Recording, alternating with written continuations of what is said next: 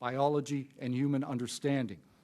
Let this be the moment when America chooses courage over fear, transparency over secrecy, and progress over stagnation. Let's show the world that our nation leads not only through strength, but through fearless pursuit of the truth. Thank you. Thank you, Mr. Nusatelli.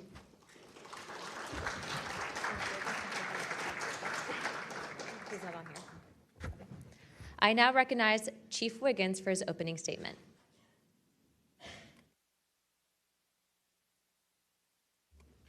Please press your button. Thank you. Good morning, Chairwoman Luna, Ranking Member Crockett, and members of the task force and the committee.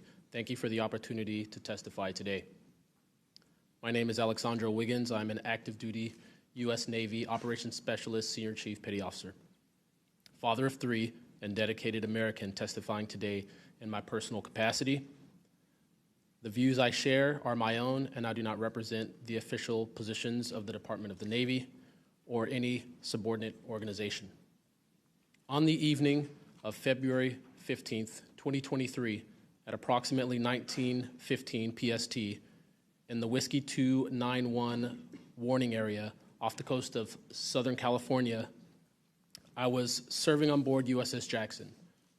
During that period, I moved between the Interior Communications Center, ICC-1, and the bridge wing, correlating the sensor picture with visual observations, part of my routine responsibilities for surface and air picture management. What I observed and what our crew recorded was not consistent with conventional aircraft or drones as they appear on our system. A self-luminous tic-tac shaped object emerged from the ocean before linking up with 3 other similar objects. The 4 then disappeared simultaneously with a high synchronized, near instantaneous acceleration. I observed no sonic boom and no conventional propulsion signatures, no exhaust plume, no control surface articulation on the Sapphire image system. Shortly after the synchronized departure, radar tracks dropped. These observations were multi-sensor and recorded inside of ICC-1 with time location overlay visible in our source frames that have been made public by journalists. From my experience operating in this region over many years and consistent with our public characterized encounters, unidentified objects reoccur in United States operation areas off Southern California. That fact alone does not tell us what they are, but it does argue the systematic stigma-free reporting and for the preservation of sensor data so analysts can evaluate safe and intelligence implications with rigor. I want to underscore 3 points for the task force and the committee. Aviation and maritime safety. When crews and watchstanders observe objects that maneuver or accelerate in ways that does not match known profiles and do so near our ships and aircraft, that is, first and foremost, a safety issue. Standardized checklists and training should ensure we capture the best possible sensor data in real time, including IR settings, slant range estimates, and bearing and range altitude snapshots, and immediate chain of custody for any recordings. Reporting without stigma, protection without retribution. Sailors need to know that reporting UAP encounters will not harm their careers. Congress can help by reinforcing witness protection and by directing the relevant office to maintain confidential, destigmatized channels for service members who step forward with data. Declassification and transparency where possible. The task force declassification mission is directly relevant here. Where operational security permits releasing metadata preserved sensor excerpts or at least technical summaries would improve public trust and accelerate outside scientific scrutiny. That includes, when feasible, the time geo-reference IR frames and radar parameters needed for independent analysis. To be clear, I am not here to make claims beyond my lane. I am here to provide a firsthand account of what I saw, what our systems recorded, and why it matters for safety, for intelligence, and public confidence. My request to you is practical. Help us capture, protect, fairly evaluate the evidence, and provide a safe pathway for those in uniform to report it. In closing, I want to thank the committee and the task force for holding this hearing and for placing this discussion in a forum where evidence can be examined carefully and openly. I appreciate your attention and stand ready to answer your questions. Thank you. Thank you, Chief.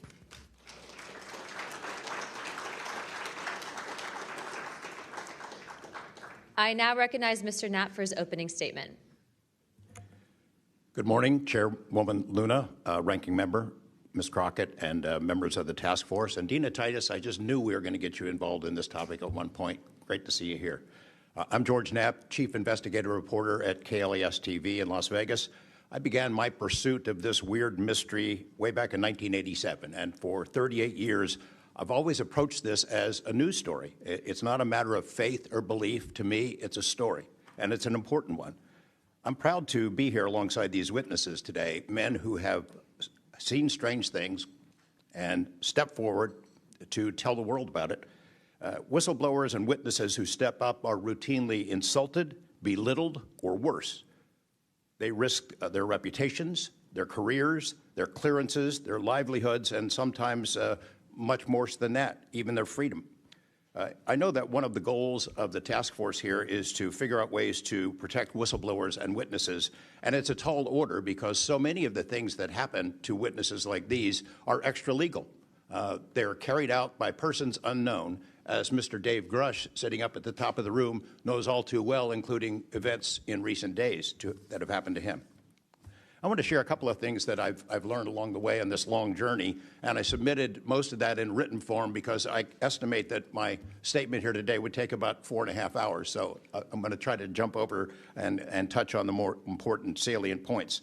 I submitted a detailed written statement for the record, and we'll go into a lot of that here, but the public has been told over and over since the late 40s, there's nothing to worry about here. These mysterious craft seen by millions of people in the skies, in the oceans, over the land are not real. They're not a threat. The witnesses are wrong. They're crackpots. Don't believe it. That changed for me. What got me hooked is the paper trail. Documents that were squeezed out of the U.S. government after the FOIA, Freedom of Information Act, became the law of the land. And those documents paint a much different picture than what the public, the press, and Congress have been told over many years. The documents from military and intelligence personnel behind closed doors admit that, quote, these things are real. They're not fictitious. They can fly in formation. They're evasive, and they outperform any aircraft known to exist, including ours. The public, of course, as I said, has been told something much different. Back in 1989, I reported about a guy named Bob Lazar, who claimed that he worked at a facility dubbed S4 out in the Nevada desert, very near to Area 51. He said he was part of a reverse engineering program. He said there are alien craft that would be taken apart to figure out how they operated out there, and that was a pretty tall order. I had clearly taken a dive into the deep end of the pool there. But in the years since then, I've interviewed dozens of other people, and I've detailed what their testimony has been in the written statement. They include Senator Harry Reid, Senator Howard Cannon, also of Nevada, a guy named Al O'Donnell, who was the first general manager of EG&G in Nevada, which managed the Nevada test site, which blew up hundreds of nuclear weapons.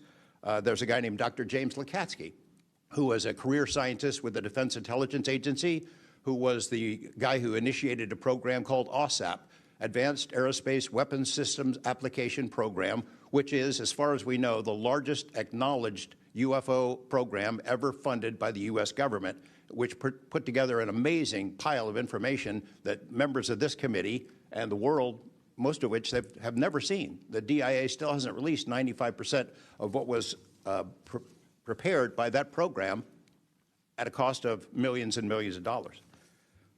The one name I do want to bring up in this session, though, is Robert Bigelow. So looking into the idea of crash retrievals and reverse engineering. While OSAP, that program, was active, the DIA's contractor, Robert Bigelow of Las Vegas, made a bold attempt to acquire physical proof of UFO crashes. It's been widely reported and suspected that Lockheed Martin is one of the contractors, the defense contractors, that has held this stuff, stored it away in secrecy, and tried to figure out how it works. I have confirmed on the record that Robert Bigelow and a trusted colleague from OSAP met with and negotiated with senior executives at Lockheed Martin and hammered out a deal wherein Bigelow's company, Bass, would receive a quantity of unusual material that had been stashed away and protected at a facility in California. That material was not made here. I want to move on now to the Russia files, because that was going to be sort of the central impetus of what I was going to talk to you about today. Back in the early 90s, I got into Russia, met with a number of their defense officials, Ministry of Defense and others, who confirmed for me that Russia had been doing the same thing that the United States had been doing, that is, secretly studying UFOs while publicly saying something completely different.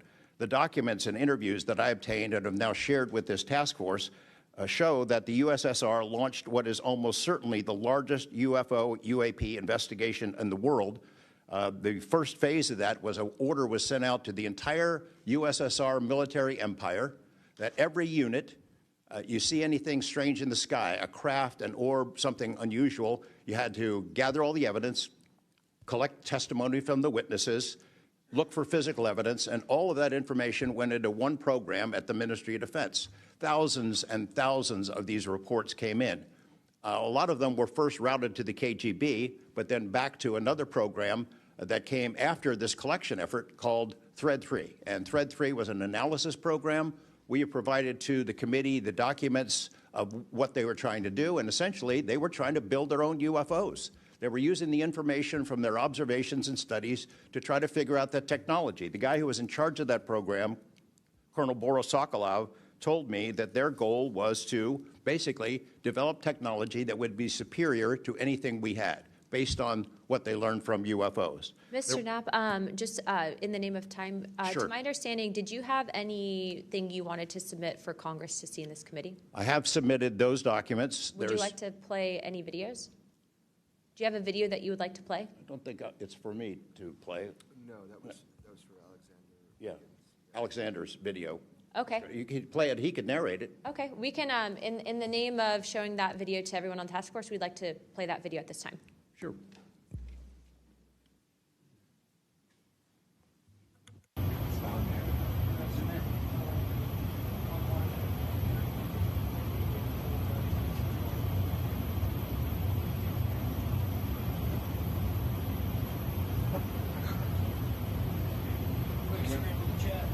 Wouldn't surprise you, I tell you. You call it the VVSS team. Yeah, like 22,008.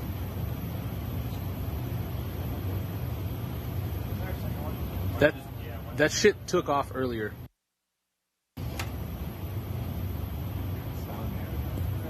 If we can get rid of the audio real quick. Mr. Wiggins and Mr. Knapp, we'll get back to what that video was in a moment, but we just want to make sure that it was entered into the record, as well as all the documents. Those will be able to be publicly found for everyone in the country to view. If we could, Mr. Knapp, we'll continue on the line of questioning, but I'm going to move on to Mr. Borland's opening statements. Good morning, members of the task force and the committee. I would like to express my gratitude for being invited to testify to the current task force created under the People's Chamber and the American public. As an American citizen, veteran, and intelligence community professional, it is an honor and a privilege to serve under oath before you on behalf of our country. I speak for myself and no former agency or company I have been previously affiliated with. My name is Dylan Borland, a former 1N1 geospatial intelligence specialist for the United States Air Force in an active duty enlisted capacity from 2010 to 2013. I've also been employed with BAE Systems and Intrepid Solutions as a senior analyst, expert in analyzing video, radar, and advanced electro-optical imagery for official identification of aerial order of battle, as well as naval and ground order of battle. I'm a federal whistleblower, having testified to both the ICIG and AARO with direct firsthand knowledge of and experience with craft and technologies that are not ours and are reportedly operating without congressional oversight. Because of my direct knowledge of the reality of certain legacy UAP programs, my professional career was deliberately obstructed, and I have endured sustained reprisals from government agencies for over a decade. From 2011 to 2013, I was stationed at Langley Air Force Base, Virginia, conducting 24-hour operations via manned and unmanned aerial vehicles for Special Operations Forces in the global war on terror. During the summer of 2012, my team was on standby for weather, and I returned to my barracks on base, and at approximately 01:30, I saw an approximately 100-foot equilateral triangle take off from near the NASA hangar on the base. The craft interfered with my telephone, did not have any sound, and the material it was made of appeared fluid or dynamic. I was under this triangular craft for a few minutes, and then it rapidly ascended to commercial jet level in seconds, displaying zero kinetic disturbance, sound, or wind displacement. Some years after that experience, I was further exposed to classified information from the UAP legacy crash retrieval program through a sensitive position I held within a special access program. During this time, intelligence officers approached me in fear for their own careers, citing misconduct within these programs and similar retaliation that I was already enduring at this time.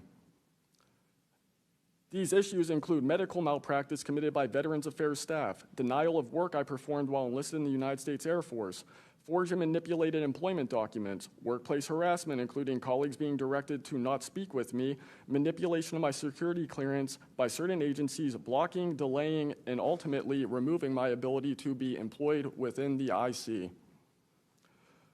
The retaliation I face and the retaliation against individuals I know who worked in these programs is what convinced me in March 2023 to become a whistleblower. I came forward out of concern for people's lives and to ensure I did everything I could to let our elected representatives know the truth about what is really happening in the executive branch. At the end of March 2023, I agreed to meet with AARO following the suggestion of other federal officials believing it was what our nation required of me. I had reservations with AARO due to assessments they were reporting publicly at the time as a misrepresentation of the truth. Because of these concerns, I did not share sources and methods information in order to protect current and former federal personnel who had firsthand exposure to technologies of unknown origin. I did not want anyone to face further retaliation beyond what they had already endured. And unfortunately, a staff member ended up getting in some trouble because of that. After David Grush testified under oath in the summer of 2023 and provided historic disclosure, I was then asked to go to the ICIG and did so in August 2023. It was very clear early on during my intake interview, which was video recorded under oath, that the objective was to solely assess how much I know and not move forward with an investigation with new information I provided them. The aftermath of that IG complaint still troubles me to this day. Since my ICIG complaint, I've been prevented from resuming prior employment and can confirm I'm still blacklisted from certain agencies within the intelligence community. In addition, multiple agencies attempted phishing attacks to assess what I had divulged to the Inspector General, including being asked to disclose details of my ICIG complaint during a CI polygraph for a position unrelated to UFO UAP matters as recently as November 2024. As I sit before you today, I and many other whistleblowers have no job prospects, no foreseeable professional future, and a nation every single one of us came forward to defend. Numerous individuals have come forward in various ways to reveal the truth of the UAP reality as patriots and defenders of our nation. Yet many feel discarded, isolated, hopeless, separated from the country they serve. Efforts to rectify this situation for all whistleblowers have been difficult and troubling. And to my fellow whistleblowers and officials who know this information, I offer you my apology, something that I have never gotten, and I'm giving it to you. I swore an oath to the Constitution of the United States, an oath that demands truth and transparency for our democratic republic to function. Each day, these truths remain hidden from our citizens. Humanity drifts further from the principles our nation was founded to uphold. Each day, victims of crimes committed by agencies and companies maintaining this secrecy are denied justice as another day our Constitution is shredded. In 2023, Patriots provided this committee and the executive branch with undeniable proof of the UAP reality, and I commend your continued commitment. The future of humanity is one which we either travel to the stars or regress to the Stone Age with this technology. My career has been to deliver critical information to decision makers. Your role as elected by your representatives is to act on it. The time to act is now. Thank you.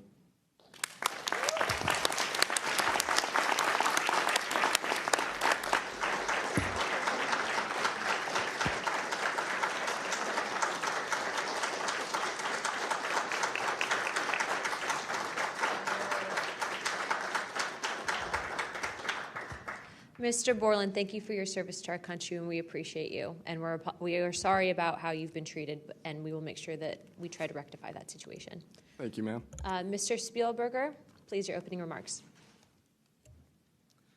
Chairwoman Luna, Ranking Member Crockett, and Task Force members, thank you for the opportunity to testify here today about the importance of strengthening whistleblower protections, especially in the context of national security. I am a senior policy counsel at the Project on Government Oversight, a nonpartisan independent watchdog organization that investigates and exposes waste, corruption, abuse of power, and when the government fails to serve the public or silences those who report wrongdoing. Whistleblowers are the first line of defense to root out waste, fraud, abuse of power, and corruption in our government. Congress relies on whistleblowers so that it can fully exercise its oversight and legislative authorities. It's understandable that former presidents of both parties have often taken a hostile approach toward whistleblowers. Their disclosures can embarrass the president and their political party or even lead to a national scandal. But whistleblowers continue to play a vital role during both Democratic and Republican administrations. They help Congress and the public identify and understand what government corruption looks like. Their disclosures fuel investigations and allow us to address wrongdoing and hold those responsible to account. That's why historically there's been a strong bipartisan consensus in Congress to support and protect whistleblowers. Doing so protects the country and ensures our government is more responsive and accountable to the people. National security whistleblowing in particular is a tradition going back to the founding of our country, and over time, national security whistleblowers and their disclosures have impacted some of the most fundamental issues and questions about how we wish to be governed and how our government can better serve its people.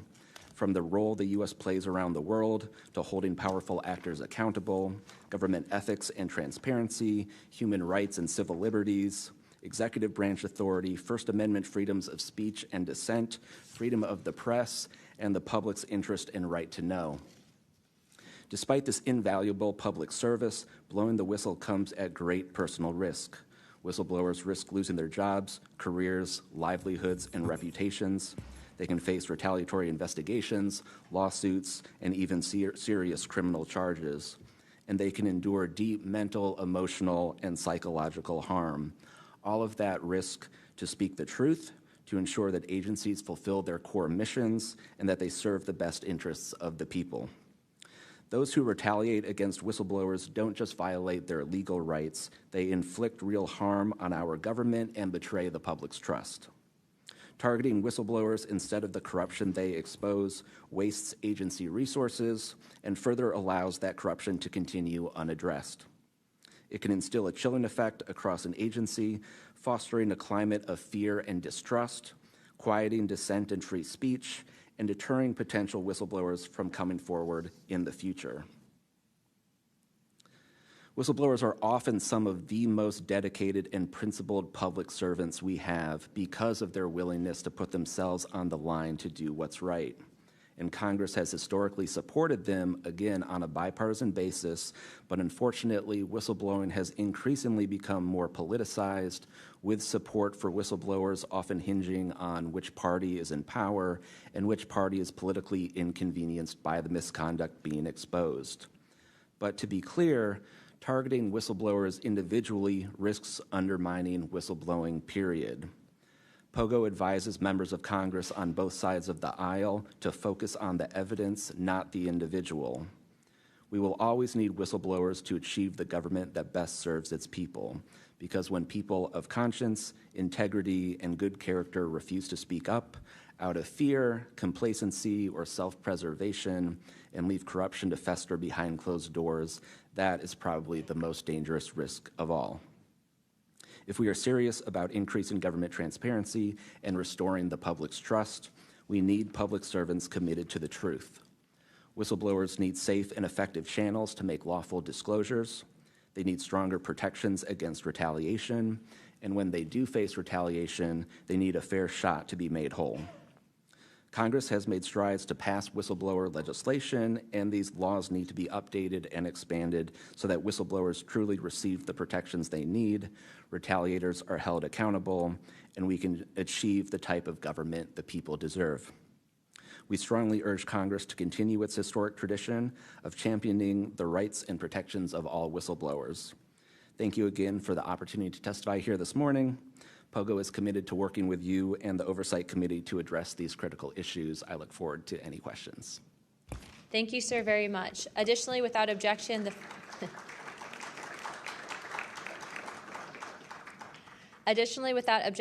the following members are waived onto the task force for the purpose of questioning witnesses at today's hearing: Representative Perry of Pennsylvania and Representative Grothman of Wisconsin. Sorry, and Representative Biggs from Arizona. I already got you, but yeah, we're good. Without objection, so ordered. I now recognize myself for 5 minutes of questioning. Also, as my friend Mr. Moskowitz might have to go, would you like to go now? Okay, all right. Mr. Borland, in your testimony, you described witnessing large triangular craft while stationed at Langley Air Force Base in 2012. Can you explain what you observed in terms of size, behavior, and why you're confident it was not conventional technology? Great question, ma'am.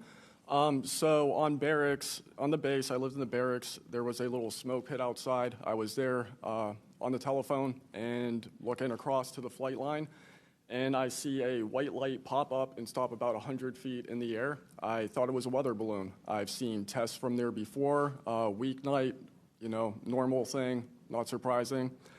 I actually finished my cigarette, and I began walking up towards the flight line. There is a track, and because I was on 3 months of night work, I would walk the track at night when we were weathered down.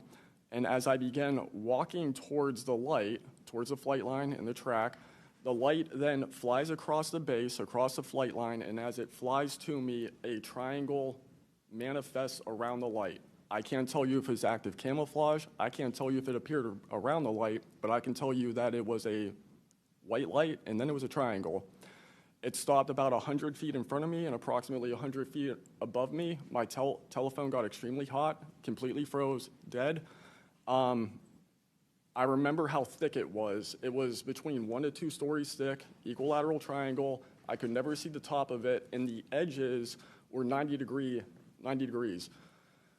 There were 4 lights in total, 1 light on each corner and a larger light in the center, 2 to 3 times the size of the corner lights. But what was really odd was the outside.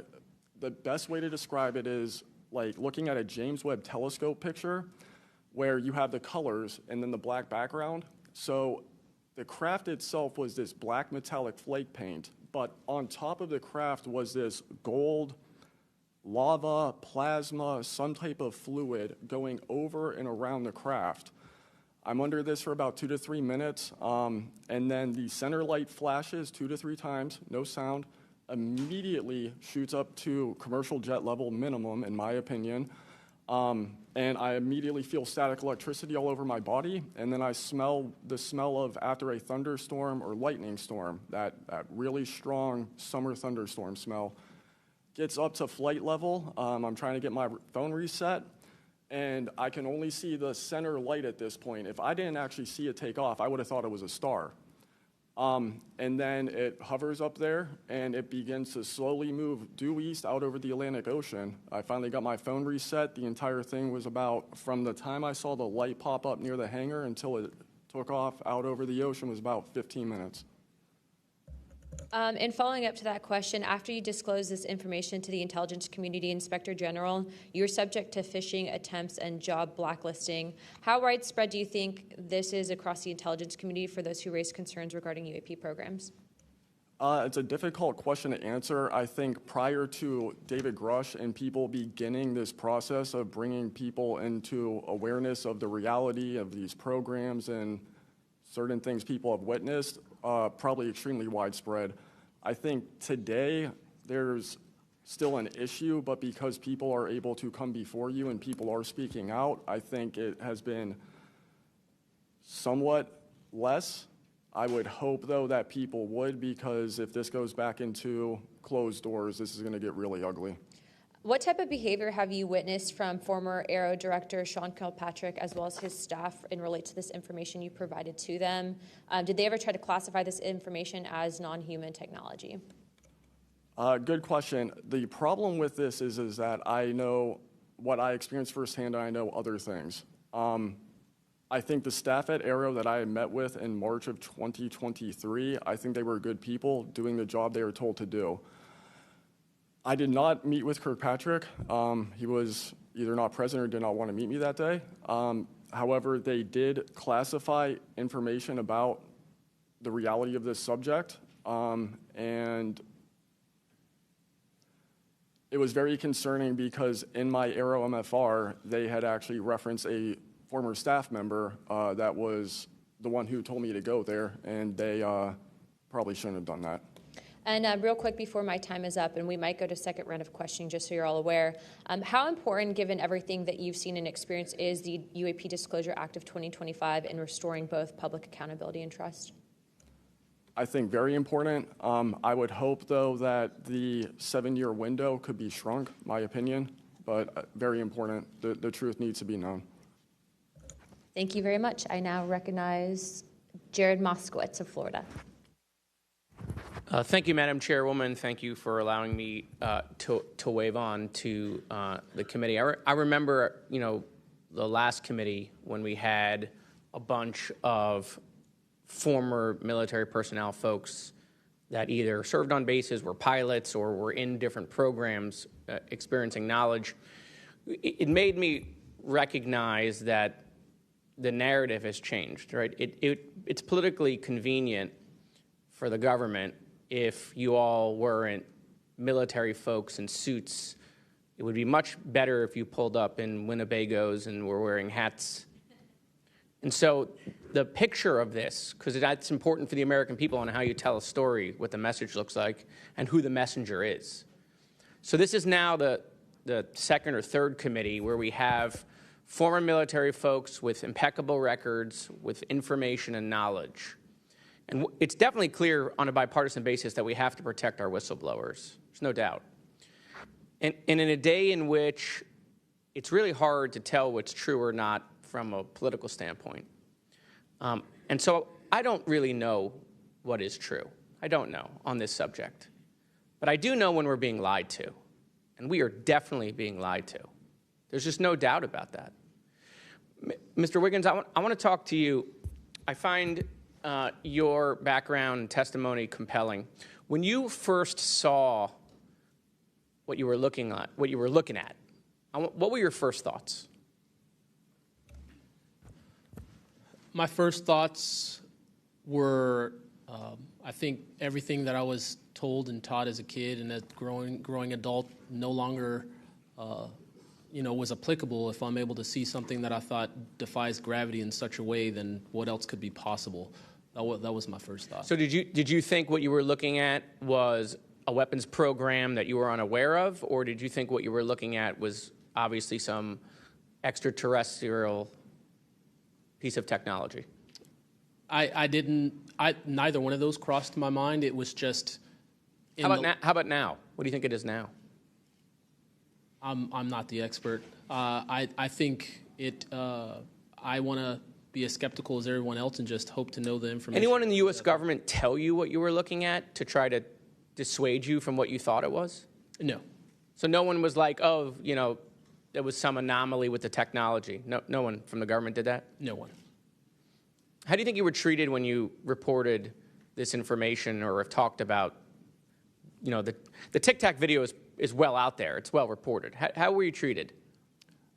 I've had no pushback at all.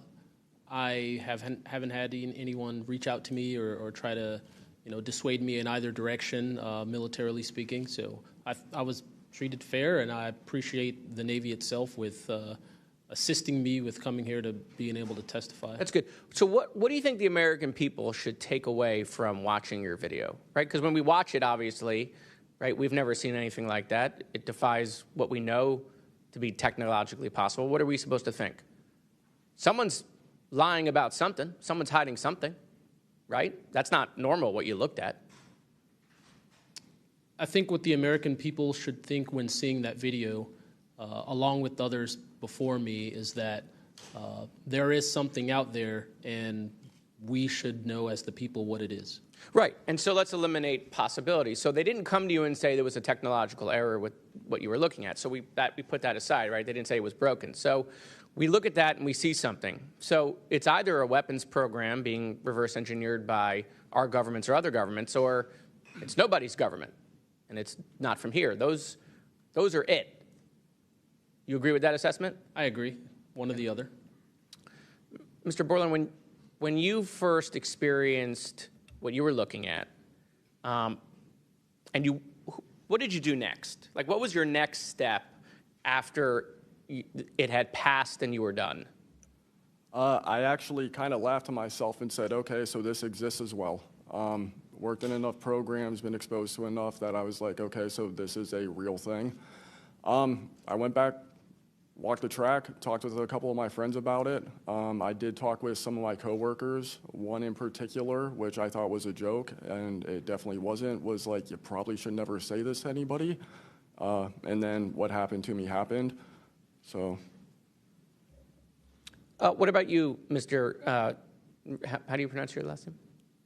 Nusatelli. Nusatelli.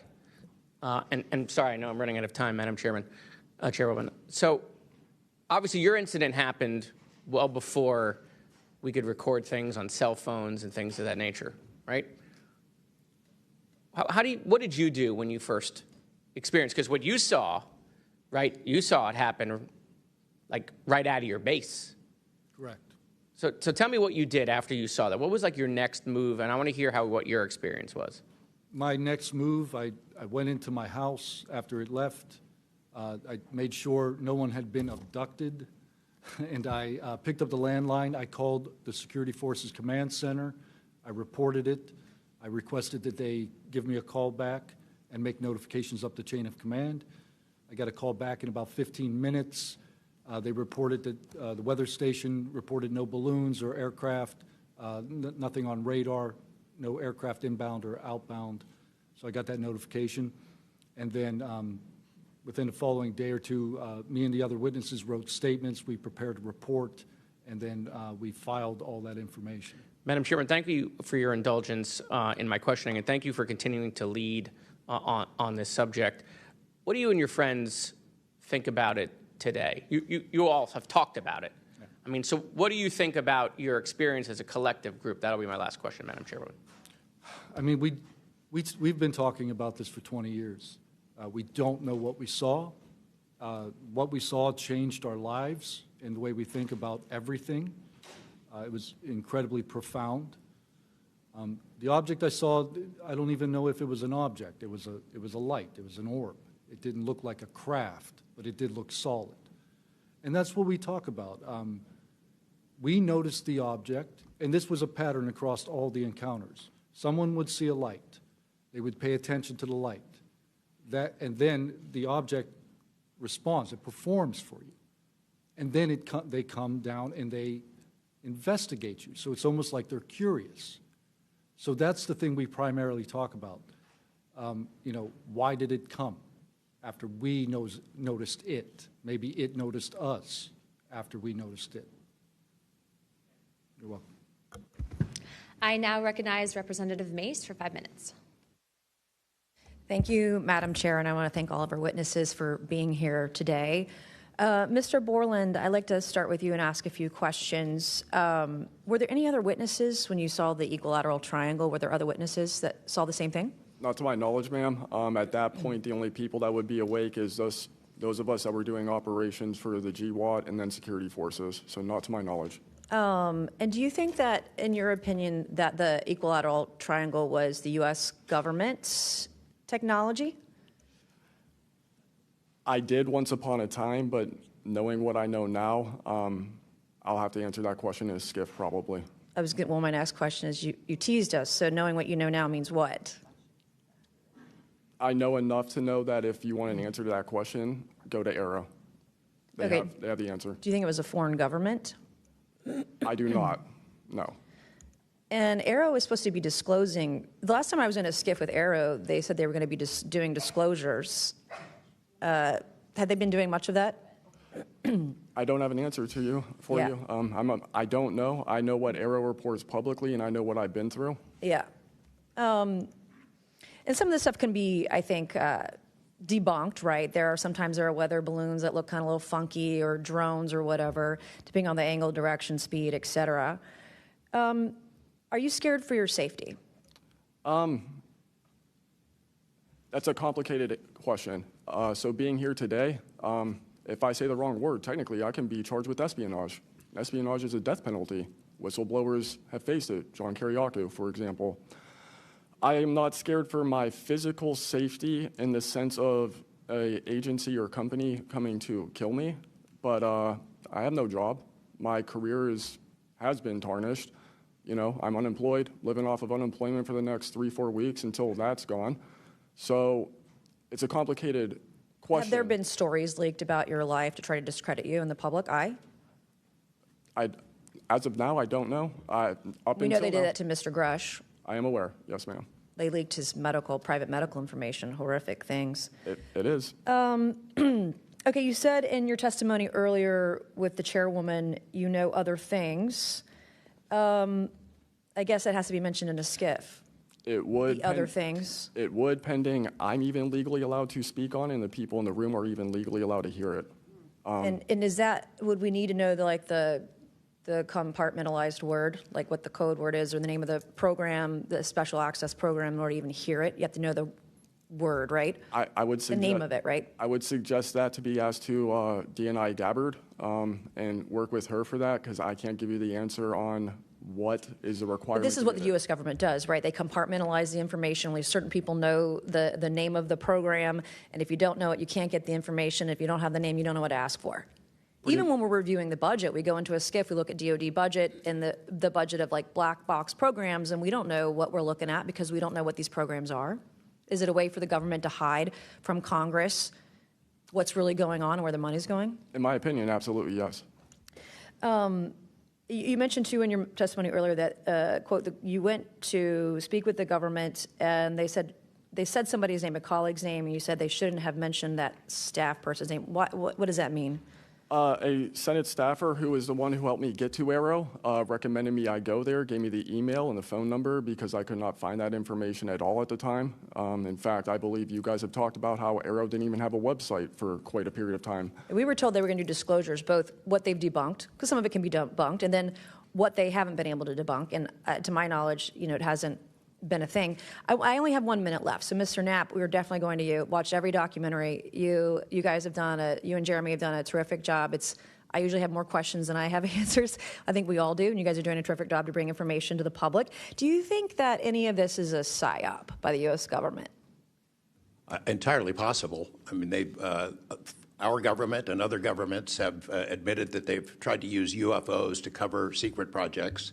But I think they also do some reverse engineering of those claims. So years after people start seeing UFOs over Area 51, for example, they come up with the story, oh, yeah, that was, we planted that story. So I read in a major newspaper just a couple of weeks ago, they planted this story. An Air Force colonel went out into the desert, went to a bar at Rachel, and gave them some fake UFO photos. And that's how the whole story about Area 51 started, which is preposterous. Yeah, and I didn't even get to the crash retrieval program stuff yet, Ms. Chairwoman.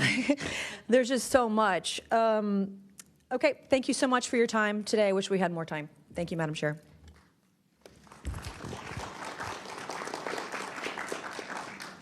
I now recognize Ms. Crockett for 5 minutes.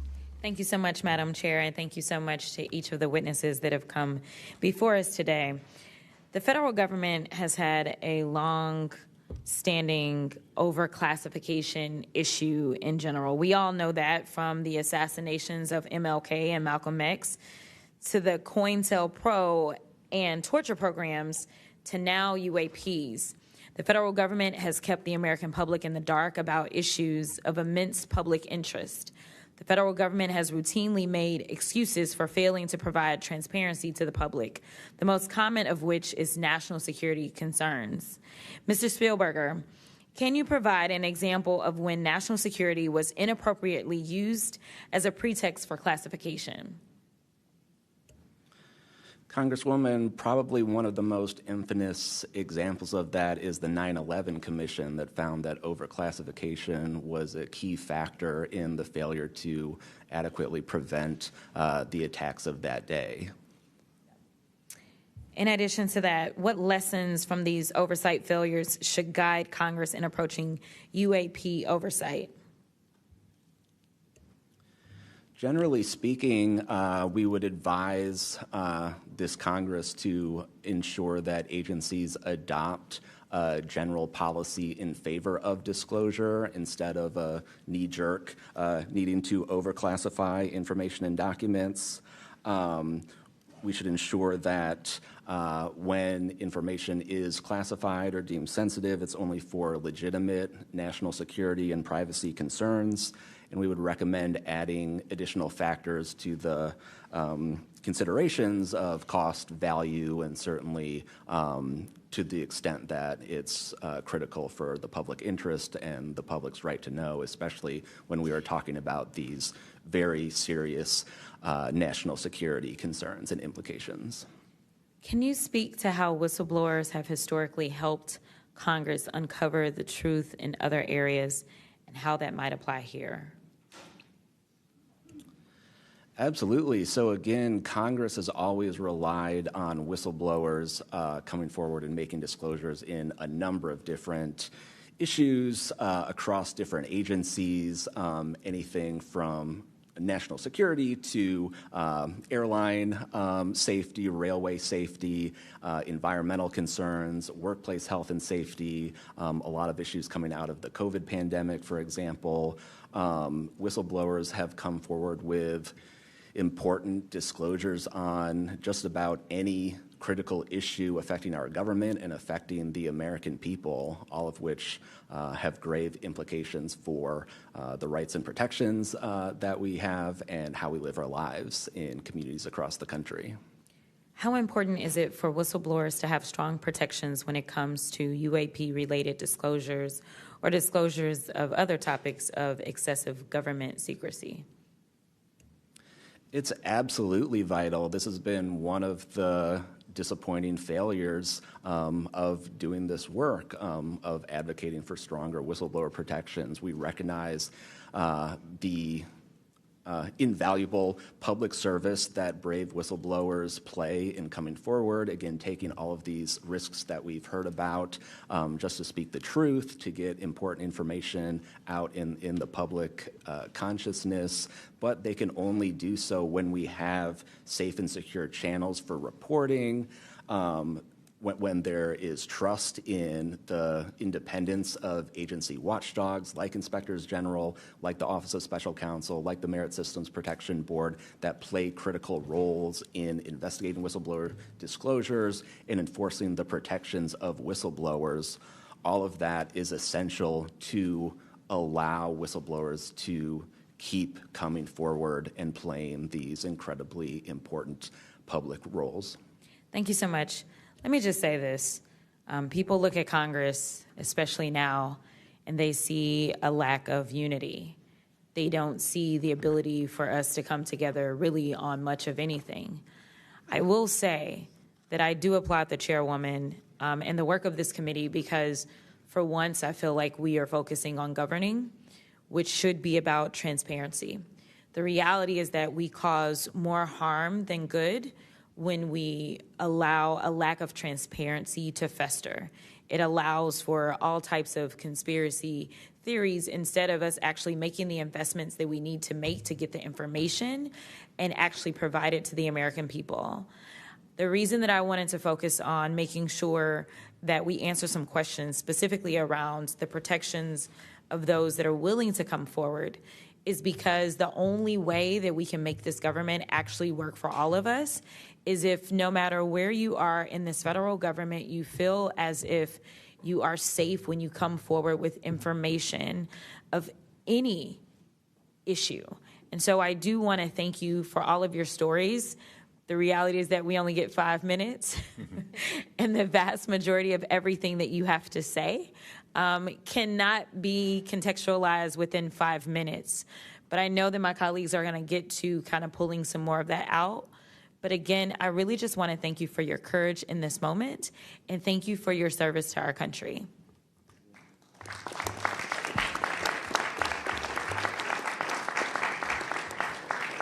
I now recognize Mr. Burchett from Tennessee for 5 minutes. Thank you, Chair Lady, and thank you, Ranking Member Crockett. I see a lot of friends out there, and I see a couple enemies, so I'll kind of remember that. But it's a pleasure being here. I want to remind people, too, this thing is an ongoing deal. We're not going to get this overnight. We've been fighting this battle, some of y'all, for 30 years and maybe longer. I hope we just keep focused on what we're trying to get to is total disclosure. We get a little wrapped up in a lot of things, but the government has something, and they need to turn it over to us. We pay their dadgum salary, you pay our salary, and you ought to get more out of us than you do. And that's what disgusts me about this whole thing. I think they're just trying to run the clock out on us, really. They'll poke us a little, and they'll make jokes to us and try to pull us off the target, but I think we know where we're at, and that's why they're firing at us, because we are over the target. My first question is, Mr. Knapp, I recently introduced the UAP Whistleblower Protection Act to help provide whistleblower protection to federal personnel for disclosing the use of federal taxpayer funds to investigate UFOs. I still don't want to say UAPs. How can Congress further increase whistleblower protections? I think you got to unleash the dogs and go track down the money and where it goes, because a lot of this stuff has been moved out of government. Sure. As you know, Rep. Burchett, it's been given to private contractors who stashed it away. They've had it for so long that there's nobody left inside government, or very few, who know where it is. And they do that to keep us from FOIA, correct? Yeah, it's to keep it from FOIA. And I think that the contractors who've had this stuff for a very long time set their own standards about who is allowed to know what. And it's a very small group that ever cracks that. I think Representative Luna has been looking at the use of classifications to hide things. I'm not sure that even this committee getting security clearances that should allow you to see this stuff would allow you to follow where it really goes. I worry about the people that are looking at it and don't even know what they're looking at. I mean, it's gone through so many, since Roswell, for instance. I mean, you think there's nobody even alive that was around any of that stuff. Yeah, so. I don't think they've made much progress from the people that I've talked to. I don't think they've made much progress in learning that technology. Might have made some, but you wonder, the implication is tic-tac. Oh, yeah, that's ours. What flew over Washington, D.C. in '52, is that ours too? When are you going to break that out? You guys authorized tens of billions, hundreds of billions of dollars on weapon systems that can't do half of what we've seen UFOs do. So when do they break this out? If it's really a classified project could change the world. I don't think they've made much progress, and I think they've been lying to us and to you and the rest of the world, and they're still doing it. Yes, sir, I agree with you. How did you manage to obtain the classified Russian UAP documents, and how did you get them back in the United States? Well, I met this Russian physicist who was in the United States lecturing. And I want to clarify that. I can't even take a thing of honey home on my airplane when I fly back to Tennessee. Yeah, so I did something pretty dumb. And I'm bitter about it, but go ahead. I did something kind of dumb. I met with these officials who, during that time period, glasnost, perestroika, the Russians were trying to open up to the world, and I saw it as a window of opportunity, and it was. And we were able to talk these folks into providing us information that otherwise we would never have seen. Some of that was classified. I found out that they only stamped the top pages of these documents that were classified, so I just removed them. I removed those pages, and I carried them out. And if they'd caught me, I'd be in a gulag still. Yeah. we'd be saying, what happened to George Knapp? Oh, yeah. What happened to the Russians that came forward to you in 1993, and were there any repercussions for them? Well, there were. The first thing that happened when I talked about this after getting back and going through the files and things and sifting through it, the Russian physicist who had helped us introduced all these people wrote back and said there was a huge eruption, that there was the real right, far autocratic forces that wanted a return of the USSR had really go after these guys. They described them as traitors. Nikolai Kapranov, the physicist friend of mine, said, look, if this had happened 5 years earlier, we would be in prison. If it had happened 10 years earlier, we would have been shot. Right. Luckily, at that point, Putin was not in power, but none of those people that we talked to on that trip in 1993 would ever talk to me again. I went back in 1996, and it was like I had the plague. I spoke to different people, but they were scared. And eventually, the story was spun where the Ministry of Defense officials who gave us this information were described as ufologists who said there was nothing really significant to these files. They didn't really find anything a big deal. And I can tell you, you'll see those files that I shared with you, they did find stuff. There was an incident in October of 1982 over an ICBM base where UFOs popped up, was observed over this base where the missiles are pointed at us, United States. These UFOs perform incredible maneuvers. They split apart, they fuse back together, they'd appear and disappear. And right at the end of this 4-hour period, the launch control codes for the ICBMs lit up. Something entered the correct codes. The missiles were fired up and ready to launch, and they could not shut it down. The Russian officers were panicking. The UFOs they disappeared. The launch control system goes back to normal. Colonel Sokolov and his team came in, took the thing apart, could not figure out what it was. It wasn't a power surge or EMPs or some of the baloney excuses that our country has given for similar events involving our nuclear missiles. They thought it was a message from wherever the UFOs were from. And that's a chilling thing. I mean, we were a couple of seconds away from World War III starting, and the UFOs were responsible for it. All right, I'm out of time, but real quick, who are the contractors that have this material, the corporations? Well, one of them is Lockheed. And I'll tell you, I mean, I'm not saying Lockheed's the bad guys. They're doing what they were asked to do. Sure. They have lied about this because that's what they're supposed to do. But Lockheed would be one. There's a list I can give you, Congressman. Some of the big ones, the usual suspects. Okay, thank you. Yield back, Chair Lady. Sorry for going over. It's all good. It's all George Knapp's fault. I now recognize Ms. Boebert for 5 minutes. Thank you, Madam Chair. Chief Wiggins, based on your training and operational experience, could the behavior that you witnessed, a transmedium object vanishing without a sound, be explained by any known technology that we possess or other governments possess? It cannot. No. And has any government agency debriefed you or any of your shipmates regarding the EOIR and radar confirmed UAP encounter aboard USS Jackson? No one has, no, ma'am. What was that encounter like when you brought that up? If you want to briefly summarize that, when you brought that to their attention and then you were not provided any follow-up, who was told and how did you feel when there was no contact back to you? As far as the actual incident happening, yes, or sir. the reporting level? Yes, Chief. It was within the event happening. My duties are to report to the tactical action officer on watch while we're standing watch. So tactical action officer was there. I made my report. I've not had any discussion outside of that day. There's been no communication to me or requests from me within inside of the military. But speaking of that actual incident itself, once the report was made to the tactical action officer, that's when I made the decision to ask the individual watchstander that was controlling Sapphire to be able to slew into the location. And that's what you see in the video itself, is when the watchstander is slewing in and kind of showing us what we're looking at. But outside of that, that's as far as the reporting went that I know of. Thank you, Chief. Just for the sake of time, Mr. Nusatelli, has RO, the Air Force, or the FBI ever followed up with you personally about the Red Square event? I did have follow-up by Aero, nothing with the Air Force. The Aero office updated me, I think, at least 2 times. They let me know that they were unable to locate any records, that the records had been destroyed by the Air Force. The Air Force is destroying all their police records every 3 years on a schedule. So you were informed that these documents were destroyed. Well, I have a Freedom of Information Act from the Air Force that states clearly that they destroy all police records on a 3-year schedule. Okay.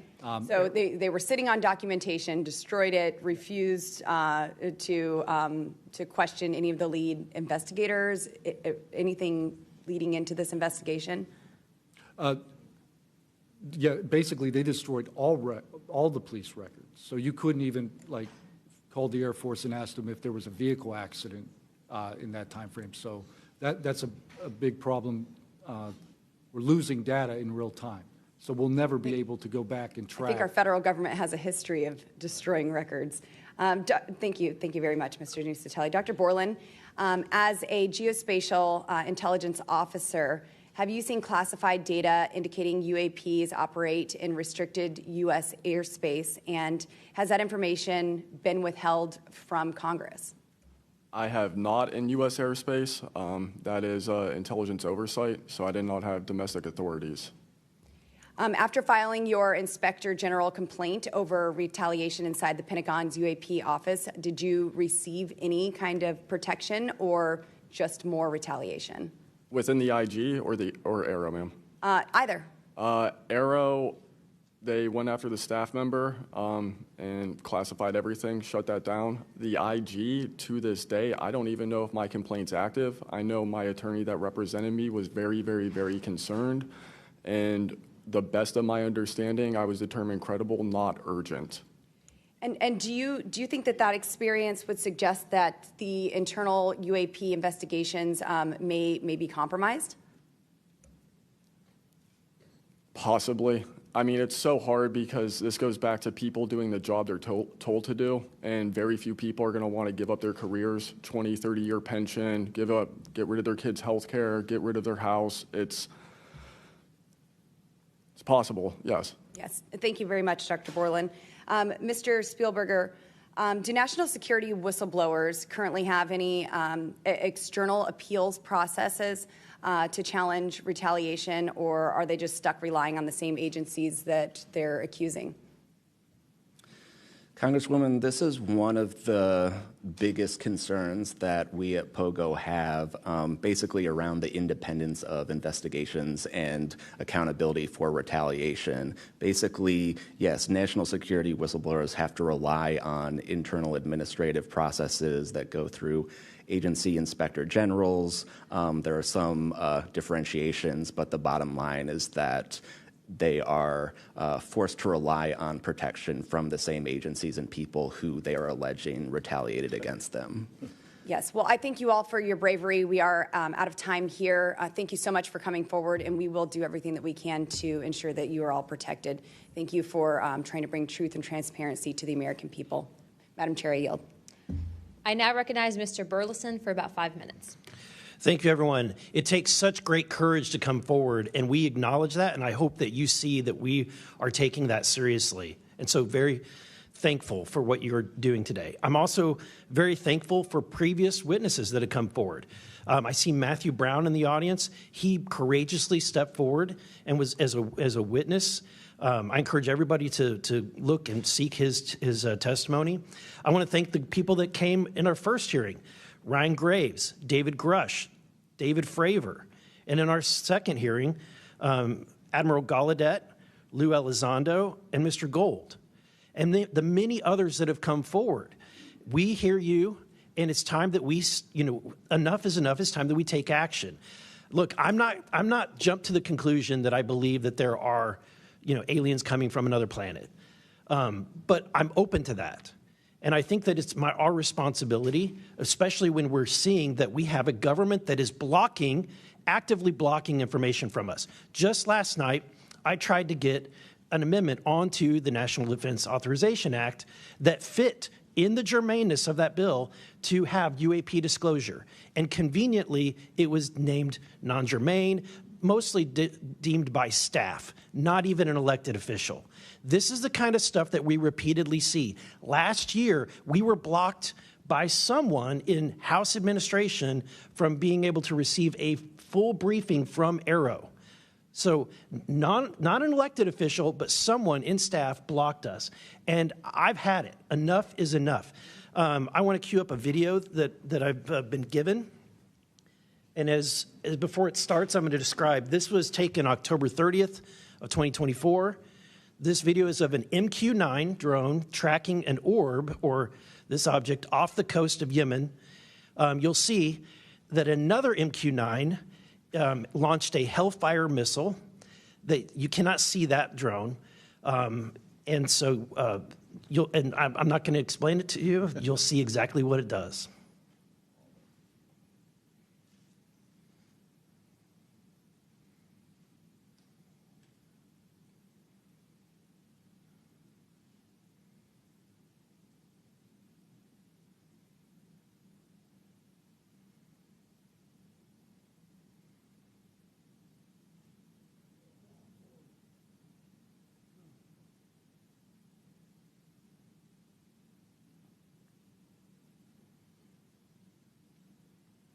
This is when it zoomed out, so you can still see it traveling.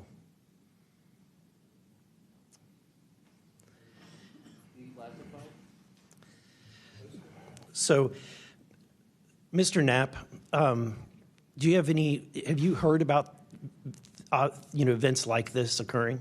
And what information might you have? I have heard about events like this. I have heard about this event. Jeremy Corbell and I talked about it in one of our episodes a while back. We did not have the video, though. There are servers where there's a whole bank of these kind of videos that Congress has not been allowed to see, that the public hasn't been allowed to see. Occasionally, some of that stuff gets out in the wild, and it comes our way. It should be going to you. The public should be seeing this stuff. And why you're not allowed to, I don't know. But that's a Hellfire missile smacking into that UFO and just bounced right off. And it kept going. It kept going, and it looks like the debris was taken with it. Yeah, what the hell is that? So what flies like that? Again, I'm not going to speculate what it is, but the question is, why are we being blocked from this information consistently? I want to ask this just question. How in the world, this is the document, I want to enter this in for the record if it hasn't already been entered, Madam Chair. The document that you provided on thread 3, this is a huge file. How in the world did you smuggle this out of Russia? Carefully. In your socks? I don't think I want to be really specific about it because I might have to go back there and get some more sometime. Although, okay. No, that'd be crazy to do that. Well, I took the top pages off that were stamped with a security signature, and I carried them out on my person, but the rest of them I just threw in my suitcase and threw some caviar in there as a distraction as well, and hoped for the best. Otherwise, I'd be a citizen of Siberia right now. And you had you reported James Lakatsky came to you with government possession of NHI craft and how they ultimately gained entry. Can you testify to the veracity of that claim?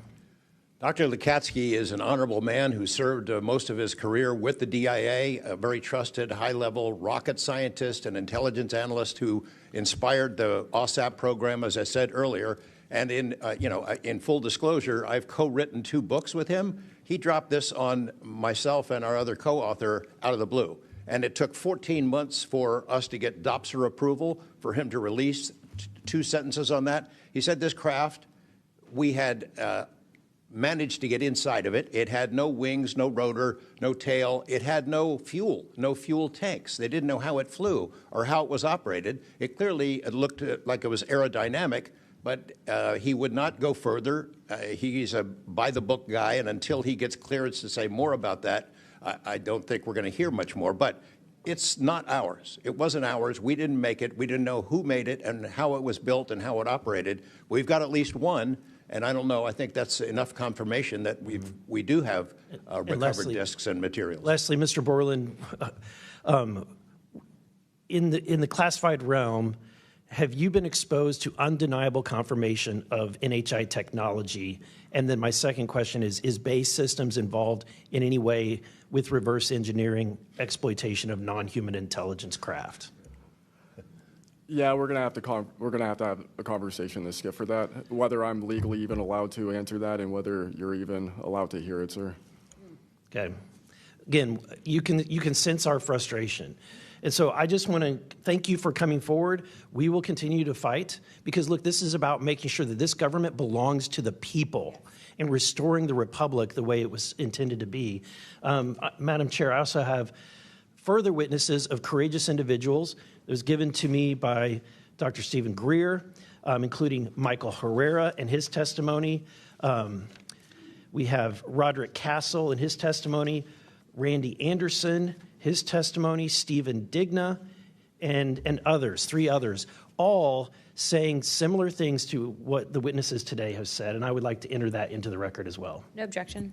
Thank you. I now recognize Representative Lee for 5 minutes. Thank you, Madam Chair. I think we need to make sure that we don't get distracted by sensational stories only of unidentified anomalous phenomena and lose track of what the core of this hearing is about.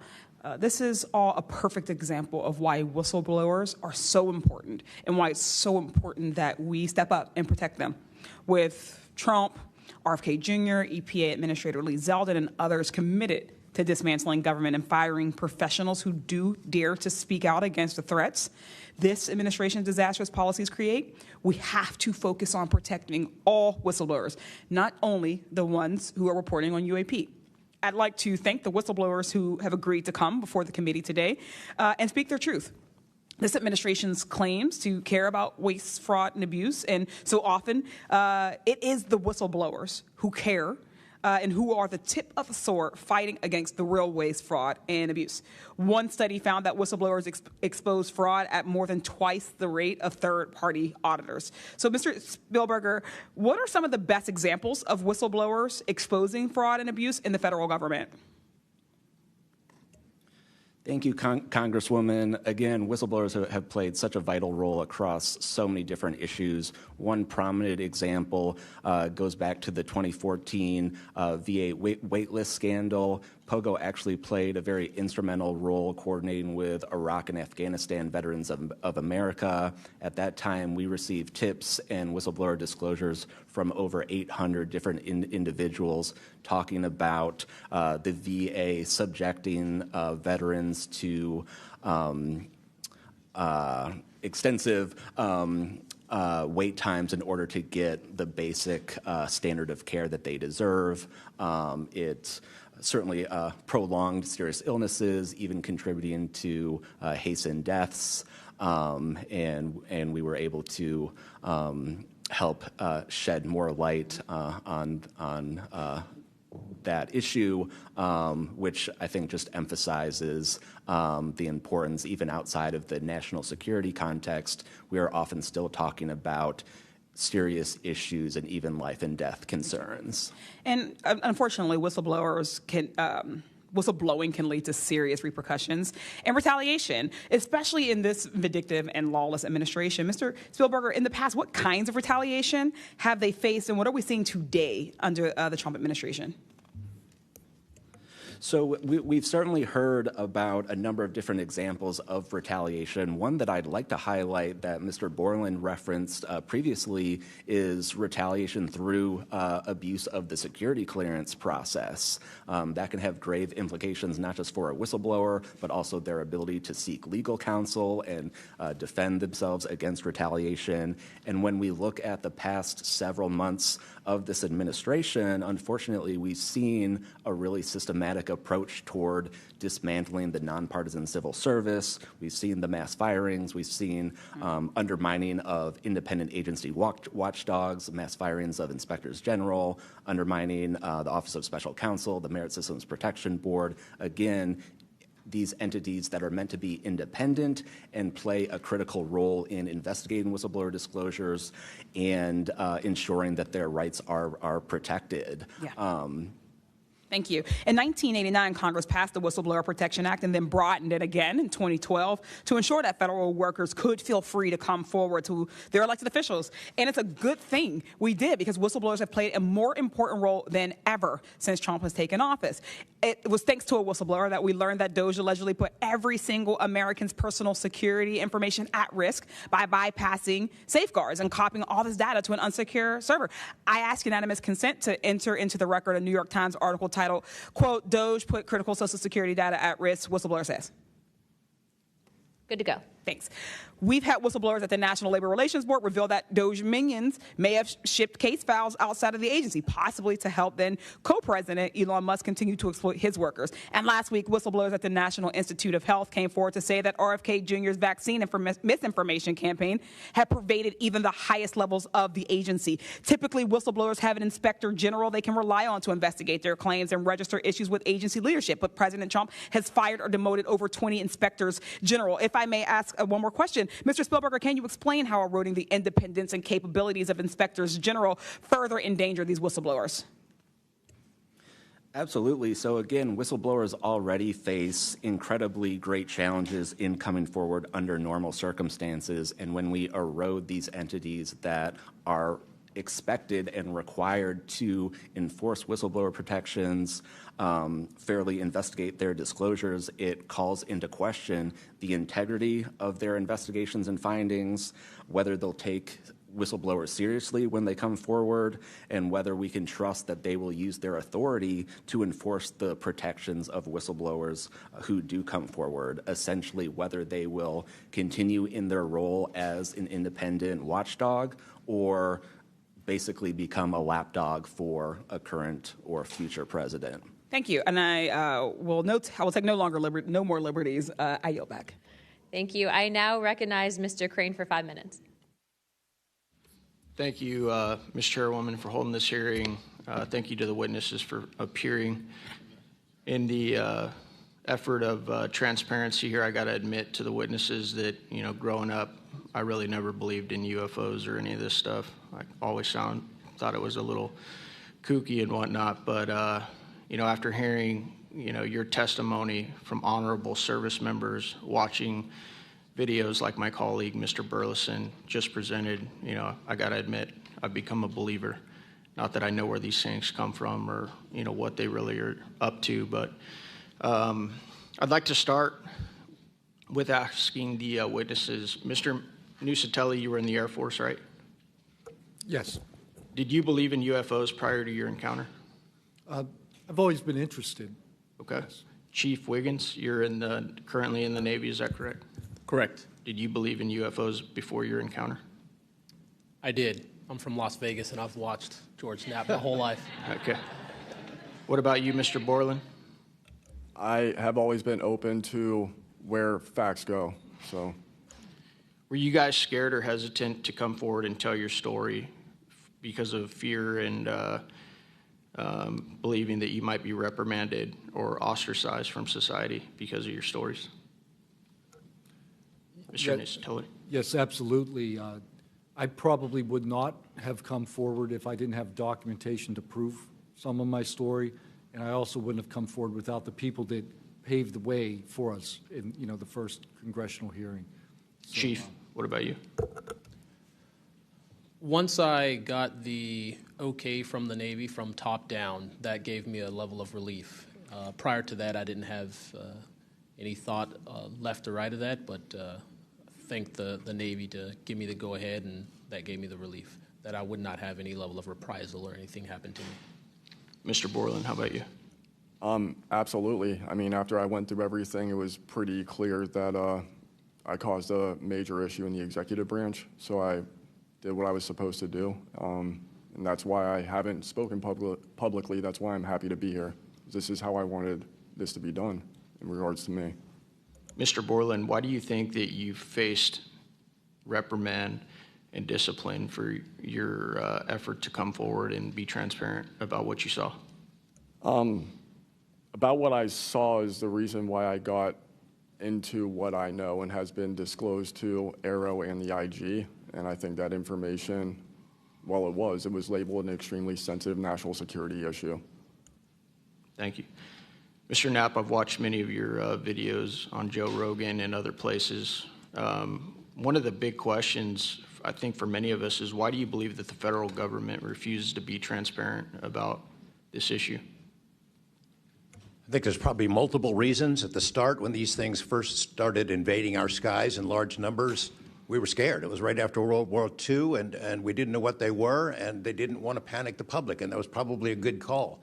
Over time, I think the lying sort of became institutionalized, you know. Flights over Washington, D.C. in 1952, they're seen, they're captured on radar, jets are chased after these objects, and then we get an explanation it was a temperature inversion. And those kind of lies have been told for a long time. What was told to me by an investigator from Congress, a guy named Richard D'Amato, who was sent after this story by Robert Byrd and Harry Reid, he came out to Nevada, tried to get into Area 51, did get in there, looked around, talked to people, trying to get to the bottom of it. He believed that this program, reverse engineering, et cetera, was inside, had been moved inside these corporations. And he said, when this comes out, people are going to go to prison. And he meant people who were basically misusing legitimate national security funds, tens of billions of dollars, in order to keep this cover-up going. I also believe there's a legitimate reason for the cover-up in that there is undeniable connection of national security involved in this technology. If we are racing for it to master that technology against the Russians and the Chinese, which is what I have been told by Senator Reid and many others, then it is a race that's critical to our survival. There could be a form of disclosure, I think. Yes, it's real, it's from somewhere else, without revealing all the details that would allow someone else to have an advantage in the race for this technology. Thank you. Finally, I'd like to enter into the testimony a letter I sent to the DOD regarding the case of Major David Charles Grush, a UAP whistleblower who's been extremely helpful to this committee. Unfortunately, due to his participation in the disclosure of UAP, he suffered reprisal like the removal of his clearance, denial of promotion, and loss of medical retirement. I wrote the DOD on July 24th, 2025, on behalf of Major Grush, and I'm still waiting for a reply. I appreciate any help the committee can offer to get a response. Thank you. I yield back. Without objection, we'll be following up with the DOD after this hearing. Thank you, Representative Crane. I'd next like to recognize Representative Gill for 5 minutes. Thank you, Chairwoman Luna, for holding this hearing, and I'd like to yield a minute of my time to you. Perfect. My first question is to Mr. Knapp. Mr. Knapp, how do we know that the files that you obtained from the former Soviet government are not BS and just given to you as a disinformation campaign against the U.S. government? Yeah, it's a good question. So I shared some of them with the Senate Intelligence Committee when I first got back because that was requested by the Russians who shared some of that information with me. Secondly, I gave all of that material to the DIA through BASS, the OSAP program. Sorry for the acronyms. Can you name names real quick? Sorry. At BASS or OSAP? Who did you give them to directly? I gave them to Robert Bigelow and to Jim Lukatsky.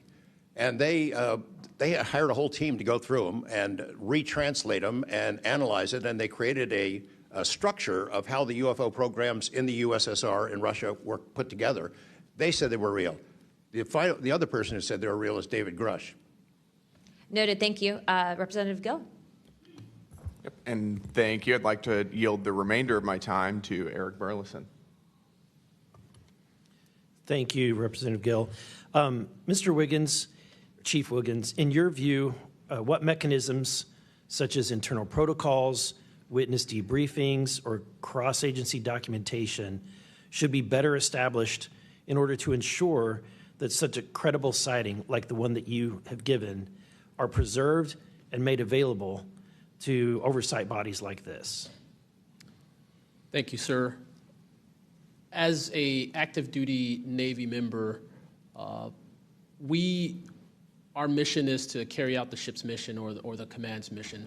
And we, on a general basis, don't have knowledge of what to do when we see things like this. We just don't. We're there to do our mission and do what's told of us, right? So I think what would be important is giving active duty members a clear way of being able to report things like this to where it gets to this point, and ensuring that we have a standard level of understanding that there wouldn't be any level of reprisal or anything happening. Because, I've been in the Navy for almost 24 years, but what about the sailors that have been in for 2 years that experience things like this? They're not going to have the knowledge, or they'll probably be a little bit more fearful to speak up, being it that their career is just starting. Yeah, I want to commend you. You're the first witness to come forward that is currently serving, and it's recognized. And so I thank you. And your testimony is unbelievable. Let me ask this question: are you familiar with the Witness Protection Act that Representative Burchett has filed? I'm not too familiar, sir. Anyone on the committee familiar with it? It's fantastic. It's the language that we need. It's language that will protect whistleblowers from any kind of reprisal, and yet it's again and again blocked by this body in some way. Many a times it's being blocked not by elected officials but by staff behind the scenes. And the other bill, the UAP Disclosure Act, which was filed last year, Senator Schumer, who I cannot believe that there's a topic that he and I agree on, but he and I agree on this topic. He has sponsored it in the Senate. He put it on the National Defense Authorization Act last year. Remarkably, I can't get it it was stripped out by the House last year, and I can't get it onto the bill leaving the House this year. Mr. Knapp, how far would that bill go to actually getting the answers that we need? Pretty far. I think that they're still going to have roadblocks. The keepers of the secrets, the private companies that have been doing this job for intelligence agencies for a long time, are not going to cough it up. You'd have to force it out of them. And whether you can get them to admit that they have it or not, they're supposed to